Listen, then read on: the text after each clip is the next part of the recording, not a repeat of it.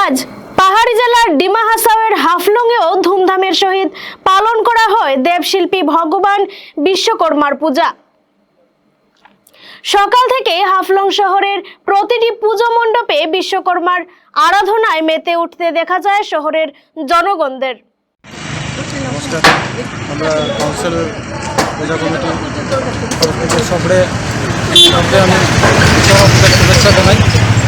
আর এই পূজা কমিটি আমরা council CM স্যারই organise করে, সিএম স্যারের তরফ থেকে পূজাটা আমরা ম্যানেজ করি। আর সব কিছু সুন্দরই হয়েছে। এখন জানি না কীরকম করে দেখি।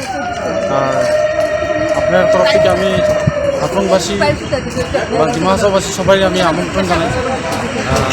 সবাই আইয়া পূজা এনজয় করবা, প্রসাদ কিনবা।